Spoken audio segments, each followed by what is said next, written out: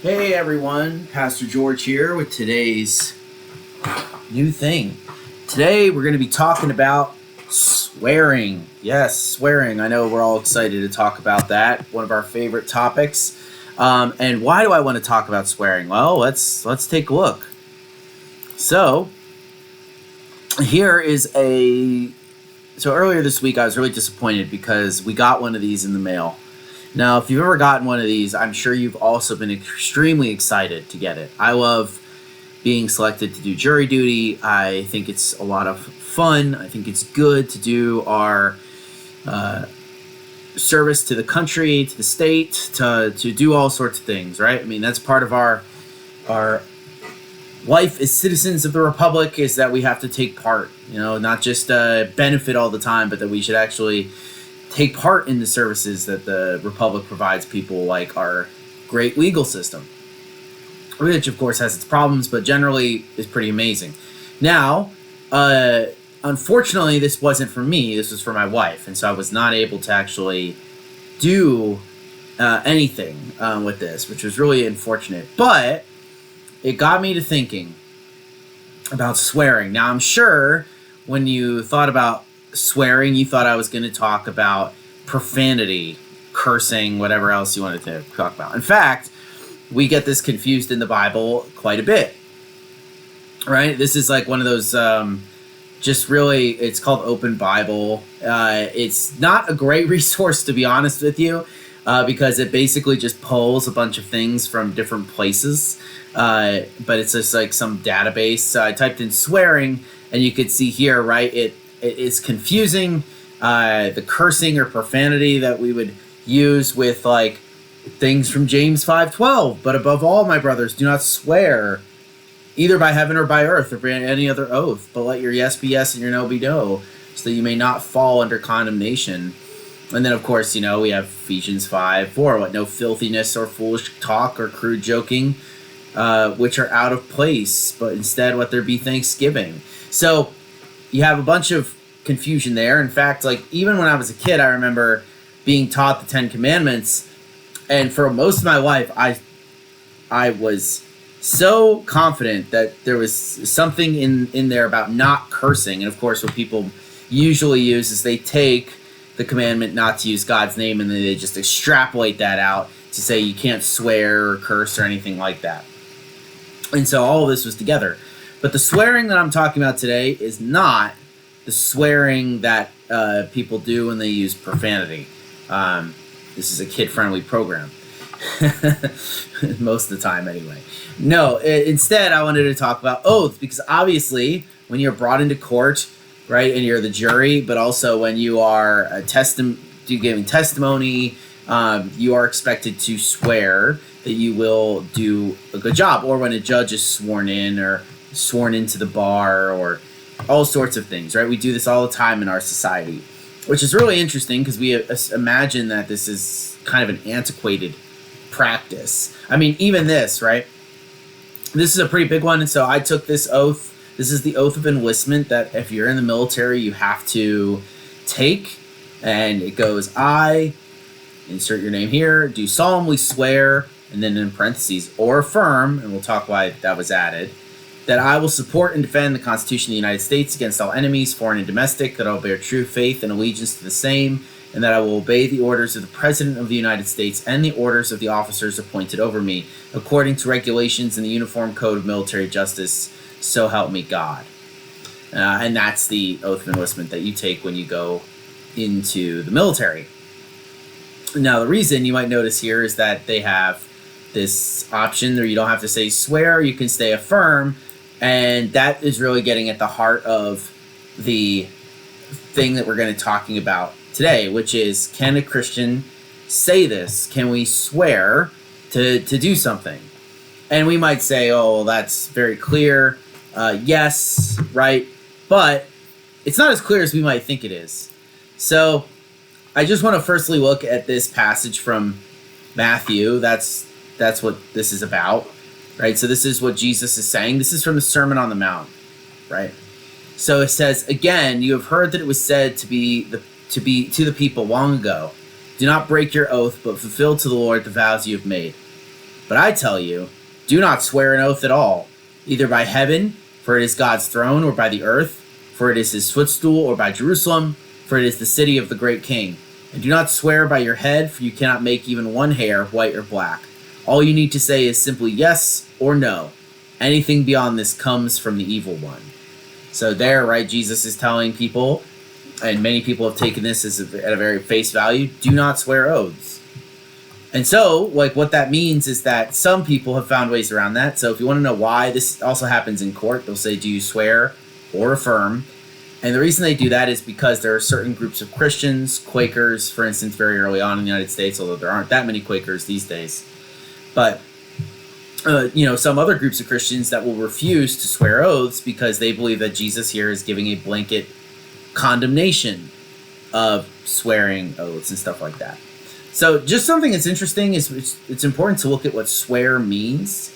So this is a cool thing. So if you ever want to know where a word comes from, you look up its etymology. And all that means is that it looks at like how the word started, what like root words it comes from, and how we use it today. So the etymology dictionary is really good about this. So it gives a little history, right? Like, so swear, our modern word swear, comes from the Middle English. So that's like English of like the late Middle Ages.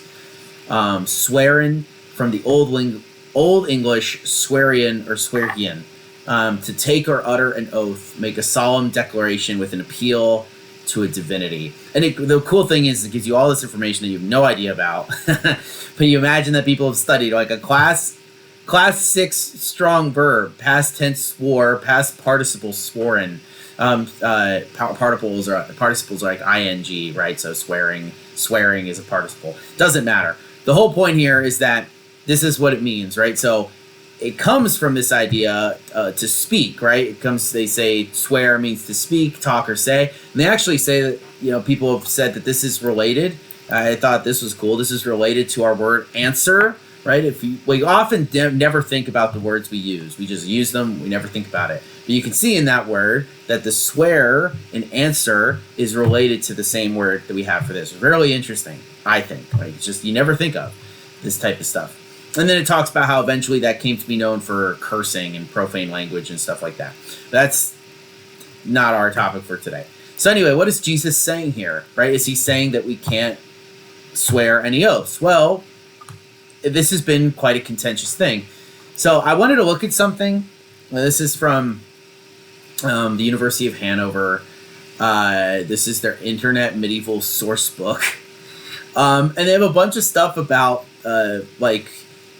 swearing oaths, because the medieval system was a feudal system. You can see that at the top. And just the important thing to know is that it was a very oath-based society. Basically, you would swear loyalty to the person above you, and they in turn would swear that they are going to protect you. Now, so you think about knights or nobles, right? Like, I'm not saying this always happened, but the ideal, if you want to look at the ideal of feudalism, it's like people work for the noble, they do the farming and stuff like that. They swear their allegiance to him, and the noble, maybe he would swear it to the king or something like that. But the noble would protect the peasants who are working the land for him. That was his job. And the king would protect the noble from like outside threats, so it kind of goes up. But anyway, they have this oath that would be from the Anglo-Saxons. So this would be the people in England before the Normans show up, basically. But if you want to get an idea of the type of oaths that they would swear, this is what it would be. It says, "By the Lord, before whom this sanctuary is holy, I will to, the Lord, my Lord," like as in like the liege or whatever, "be true and faithful, and love all which he loves, and shun all which he shuns, according to the laws of God and the order of the world. Nor will I ever, with will or action, through word or deed, do anything which is unpleasing to him, on condition that he will hold me to as I shall deserve it, and that he will perform everything as it was in our agreement when I submitted myself to him and chose his will." Right there, you can see what I'm talking about.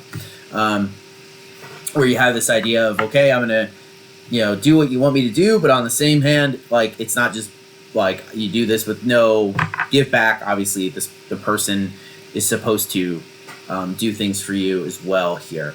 So you'll notice that this uses a lot of Christian language, which isn't surprising. It's the Middle Ages, and very similar almost in content to some of the stuff we say today. Now, this became a really big deal during the Reformation, right? So let me just pull up like a picture of the Reformation. I should have done that, just so you guys can have something to stare at when I'm talking about it. So yeah, all right, here's Martin Luther's 95 Thesis. Interestingly enough, we're going to probably talk about this at some point. This probably didn't happen this way. Either case, that's one of the funny things about the Luther's 95 Thesis thing. In any case, right, this is a big problem during the Reformation, because the Reformation, depending on, it comes at a really weird time. It comes during the period that we would call the Renaissance. So, like, basically the Renaissance is like the late 1300s to the 1600s.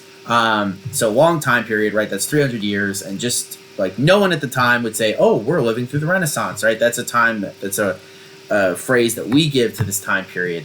But basically, it's this rediscovering of old sources, this Greco-Roman thought, this pushing of new ways to look at things and stuff like that. So anyway, the Reformation is a big part of that. Here in the Reformation, right, there's a return to the text of the Bible. Of course, this is a medieval society that's coming into this would become sometimes called pre-modern or early modern. It's shaping into a society that we can recognize with like nations and countries and stuff like that, which really didn't exist in the way that we would imagine them today. So we're going into that period, and the Reformation is a part of that, and part of that is getting people to read the Bible in their language. And of course, this is going to have pretty massive ramifications, because people are going to read stuff like this from Matthew, "Do not swear an oath," and that's going to cause them to take a pretty radical stance, which is you can't swear an oath at all. In fact, this is what the Anabaptists did. The Anabaptists would be like, if you're thinking today, like the Amish and the Mennonites, the Hutterites, things like that. Those are the ones that survived. They're the more peaceful ones. They're also much more radical, militant ones, which did not survive the Reformation because they were wiped out, to put it very bluntly. And so the whole point, though, is that they begin to say we shouldn't swear oaths. And you have to imagine in a society, right, we like to think that history these changes happen. We're in the medieval era. We're in the medieval era, and then boom, it's 1400, it's the Renaissance. Society has changed, and then boom, we hit this time. We're in the modern era, society has changed. But obviously, like, we still do some of the practices that we did before the internet. I'm sure the internet, the information era, is going to be a major touchstone in future when we talk about history of the world, right? I'm sure that's going to be a pretty massive change globally, the way that we talk about the printing press being a massive change. So anyway, we have Martin Luther here starting the Protestant Reformation. That's simplified. And then we have a bunch of people saying, well, what about all these societal practices? These don't seem Christian, right? Like this, we shouldn't be swearing oaths. And this causes a whole dust up, and you can see the what do you want to call it? Ramifications of this in our Book of Confessions, right? Because we have a lot of Reformation documents in our Book of Confessions, obviously, and we have references to this problem and this fighting that was going on at the time. So, like, for instance, this is the Heidelberg Catechism, right? And on the Lord's Day 37, we actually did this. Have we done this one yet? I don't know if we've done this one in church, but anyway, no, I don't think we've gotten up to 101. Yeah, that seems a little intense. But anyway, this is what the question is. It says, "But may we swear an oath," right? Because it's talking about how we shouldn't blaspheme. This is the 10 Commandments, stuff like that. "But may we swear an oath in God's name if we do it reverently?" Yes. This is the answer from the people who wrote the Heidelberg Catechism, right? Yes, when the government demands it, or when necessity requires it in order to maintain and promote truth and trustworthiness for God's glory and our neighbor's good. Such oaths are grounded in God's word and were rightly used by the people of God in the Old and New Testaments. And one of the really cool things about the Book of Confessions is they cite all of the passages that they were talking about. So you can go down here and you can see it's citing stuff from Deuteronomy and Hebrews and Isaiah and Joshua and Samuel and Romans and 2 Corinthians, all that type of stuff. And then it says, may we also swear by saints or other creatures. This is something that would also happen in the Middle Ages, right? They would, I swear by St. George or something like that. No, a legitimate oath means calling upon God as the only one who knows my heart, to witness my truthfulness and to punish me if I swear falsely. No creature is worthy of such honor. And you'll notice there that they reference this passage from Matthew that we're going to look at more in depth, because we are going to look at that. So that's one of the places. Here's another one. This is a long one, right, from the Westminster Confession of Faith. And this is what they say. You can see that it's broken up into a lot of different parts here. I think that we'll just look at a little bit of this, but you'll get the idea. If you want to look at more, you can always look at the Book of Confessions. So it says, lawful oaths and vows. It says a lawful oath is a part of religious worship, wherein upon just occasion the person swearing solemnly. So the Old English is calleth. So the way that you understand that now is you just turn it into the present. So you would say calls. That's how it functions. So I'm just going to do that because it's easier to understand. So the person swearing solemnly calls God to witness what he asserts and or promises, and to judge him according to the truth or falsehood of what he swears. So to them, it's a religious part of religious worship or religious thing, right? Where we've completely lost this in our society. Basically, this is a way of keeping you accountable in our society. But in the Middle Ages, right, the person who actually enforced oaths was God.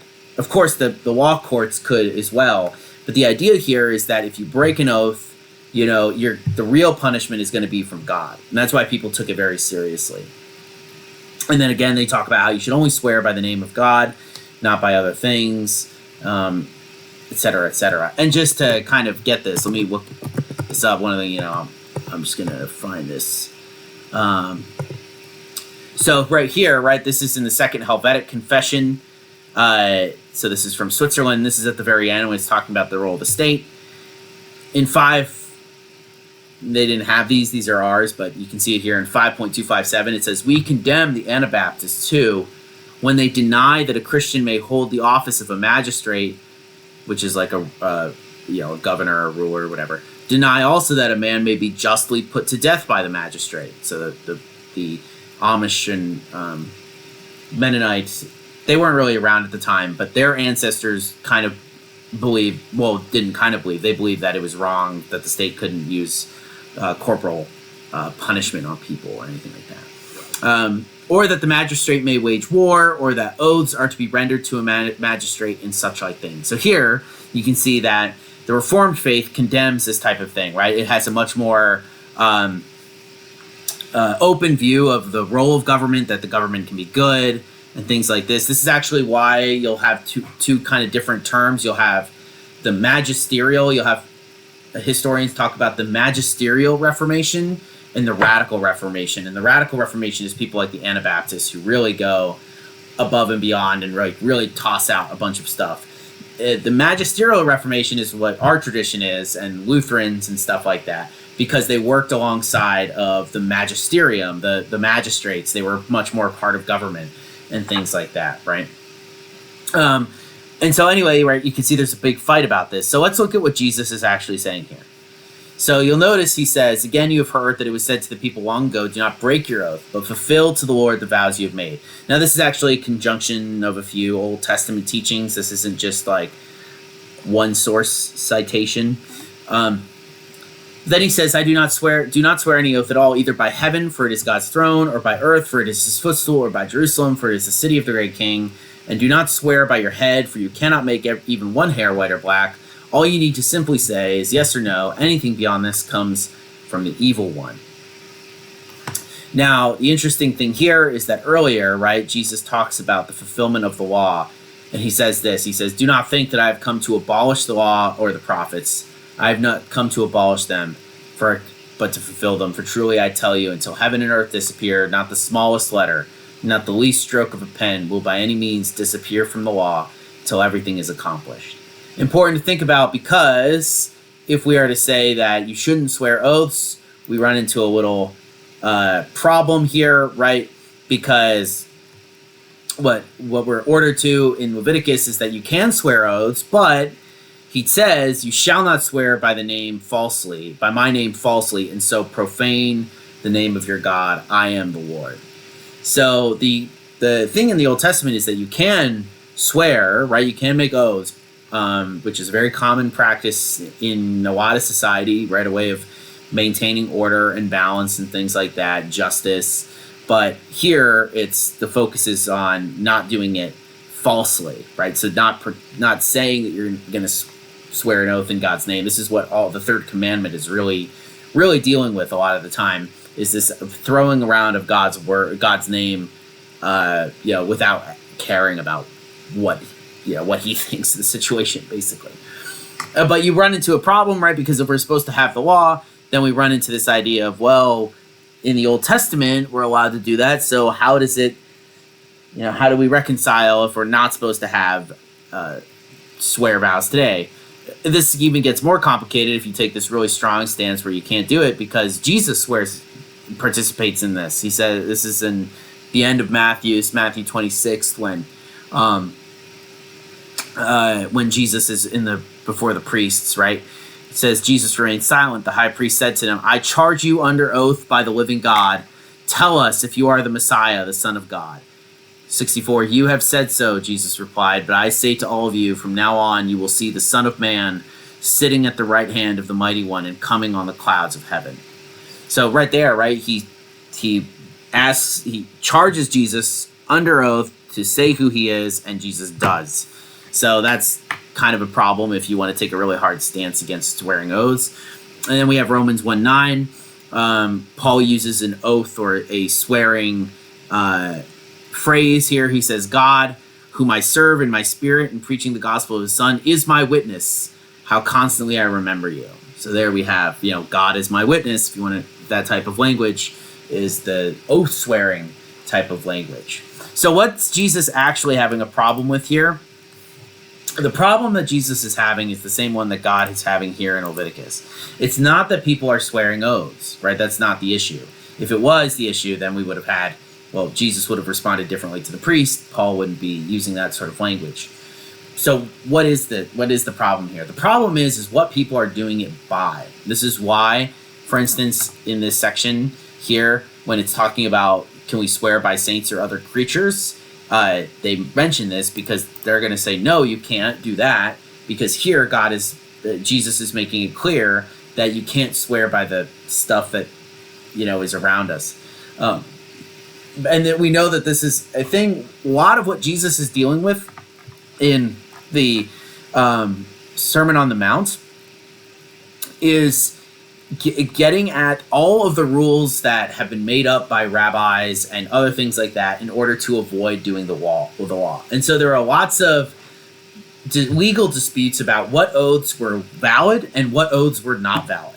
And so the idea here is that you could swear by some things and you couldn't swear by others, and so some people would try and trick each other by saying, oh, I'm going to do this. So one of the very good examples is Jerusalem. So if you would swear by Jerusalem, for example, if you would say, oh, I swear by Jerusalem that I'm going to do that, that was considered an invalid oath. But if you said, I swear toward Jerusalem that I'm going to do that, then that was considered a valid oath. So if you swear by Jerusalem, it was invalid. If you swear toward Jerusalem, it was valid. The reason that being is that Jerusalem represents God, right? You're swearing toward him in the temple, you're swearing to God. All of this is to avoid using his name, remember, because there's a lot of superstition around that sort of thing. And so they don't want to say it, and so they'll use all of these other ways of getting around that, and you can see some of the things that they would do here, right? They would say, I swear by heaven, or by earth, or by Jerusalem, or I swear on my own head, that sort of thing. Jesus here is saying that you don't have, you shouldn't be flippantly making these oaths, and you also shouldn't be basing them in things that are easily changeable and that really can't go after you, right? because people are using this to get out of fulfilling their promises. That's why Jesus is really big on, yes or no, or as we see in other places, let your yes be yes or your no be no. So obviously, as Christians today, I would say that we are perfectly capable of being brought into a courtroom and saying, yeah, I swear that I'm going to do my best job. But we have to, as Christians, be thinking of us being judged by God in performance of that role, right? So if we are going to give testimony, we do not lie on the stand because we know that God is going to hold us accountable for that. Our culture has completely lost this, right? People will perjure and stuff like that. And I'm not saying that never happened in the ancient world or the medieval world or early modern or whatever. But there was more intellectual, spiritual, religious thought baked into the idea of, well, I can't lie on the stand because God is going to hold me accountable. We have a lot less of that today.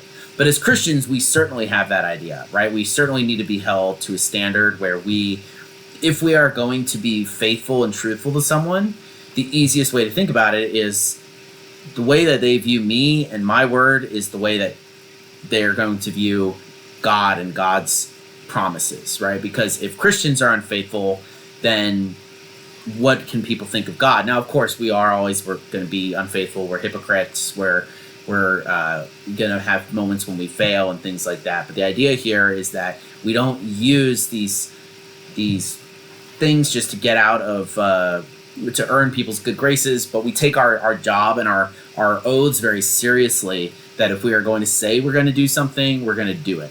And that's really the power of the yes or no thing, right? There's only two options. There's not a maybe.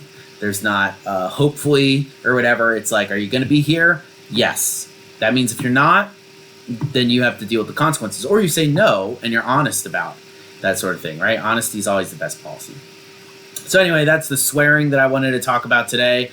I know it's not as exciting as maybe you would have hoped, some of you would have hoped it was, but what can I say? That's what we got. In any case, I hope you guys have a wonderful rest of your Thursday, and I will see you on Sunday for worship. Peace out.